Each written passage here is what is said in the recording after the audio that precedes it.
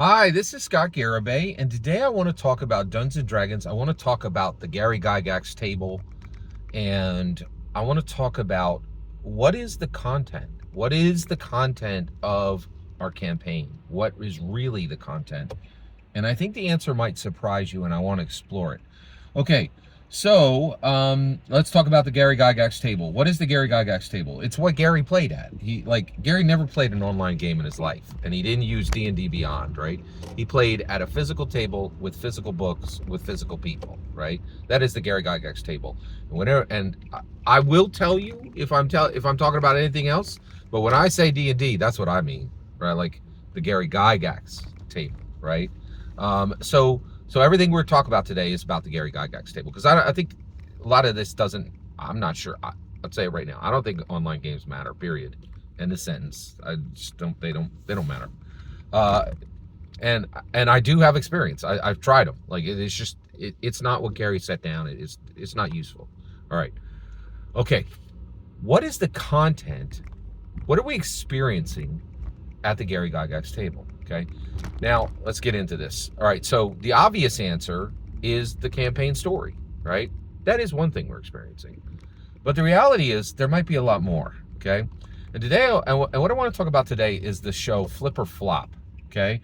Flip or Flop has 10 seasons on HGTV, and people watched it for a long time. And it had a gentleman by the name of Tarek and a woman by the name of Christina, right? And they were married, right? But on the show, people could see that these two had huge beef with each other and in many ways did not really like each other at all, right? And this was all over the show. So they're watching houses get flipped. They're watching interior decoration and exterior decoration. But what they're really watching is this cataclysmic slamming together of two people who really didn't like each other. And now at this point, they filed for divorce, right? Like they separated a while back in 2017. They filed for divorce. I think at this point they're divorced, right? So what were people watching when they were watching Flip or Flop? And many people are now saying that show succeeded because of the incredible tension between the participants, right? Not just, and that show massively outperformed many other shows that didn't have this drama, right? This tension, right? So let's talk about my table. So I had a table bust apart. I got kicked out of a D&D fantasy game last year, a Marvel Multiverse role-playing game this year.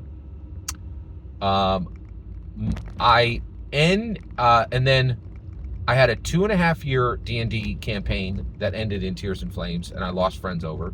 And the Marvel Multiverse role-playing game, I lost 3 friends over how badly that ended, right? And it's not the one I'm summarizing in here, like it's a different one. And actually, specifically, it was incredible, right?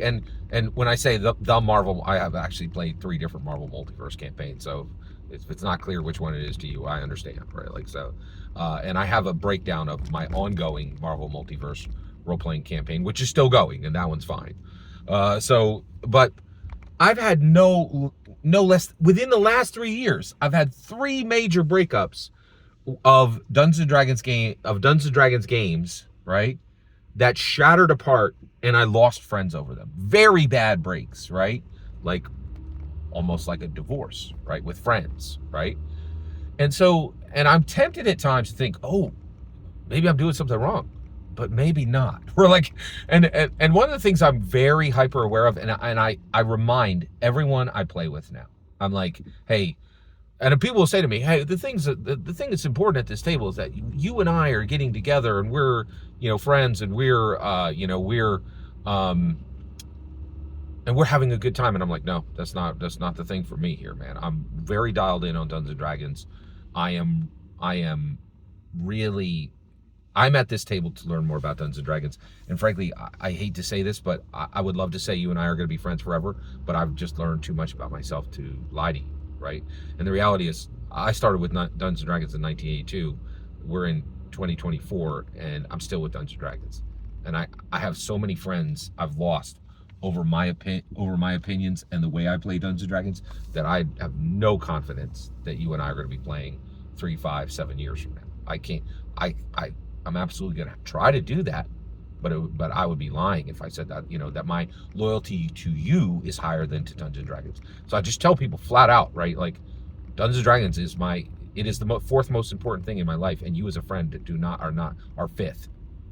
I need to tell people that flat out, right? And I used to think that was a problem. I don't think that's a problem anymore. And the reason why is I know, right? Those relationships. So Tarek and Christina, they don't have each other, right? Like, but they do have flip or flop, right? And so I'm not sure that these relationships. Now, I want to be crystal clear. I've been married 32 years, and I need to tell you right now what is the most important things in my life, because I just said D&D is fourth, right? I'm a Christian. That's first. I'm a husband. That's literally the second most important thing in my life. I'm a father. That's the third most important thing in my life. And Dungeons and Dragons is fourth. I would never elevate Dungeons and Dragons over my marriage. But I absolutely elevate Dungeons and Dragons over my friendships. And the only thing that's changed is I tell people that flat out now when I sit at their table. Flat out, right? I'm like, I need to warn you, right? Because you're not sitting across from a muggle. Like, this is Scott Garibay, right? And I'm convinced that those games that we had, the way they ended, was exactly as they should have ended. And just like Flip or Flop outperformed the vast majority of house flipping shows because of the tension, because the people were dramatic and dynamic, right? And I think my games were the same. I think they ended. This is a perfect world we live in, right? Like, this is exactly the way God designed it. And those ended because I needed to learn more about Dungeons and Dragons, and frankly, those people were simply not as important as my relationship with Dungeons and Dragons and where I needed to land with Dungeons and Dragons. And I'm hoping in the future I can have both. I can have friends and Dungeons and Dragons. But I've also, this has happened so many times that I need to be crystal clear with myself, and I need to be crystal clear with others. My highest priority between our friendship and Dungeons and Dragons is Dungeons and Dragons. And as long as we're both executing on Dungeons and Dragons, our friendship should remain strong, right? But I can't promise it's going to go beyond that. I'm hoping to find a path forward beyond that. And if you have any, I'll take advice. If you have any advice on how I can maintain D&D as my primary priority and still have friends, that would really be wonderful. Now, the reality is I have quite a few friends right now, so I'm not in a position where I'm running out of friends. That's not the problem. I lose friends, and I would like to stop that if I could, but I'm not convinced that's actually a problem when I look at the Flip or Flop show. Every single word you just heard is my humble opinion. What's important is when I get to hear your humble opinion, when you get in the comments and send your traffic. Please consider subscribing, and have a wonderful millennium.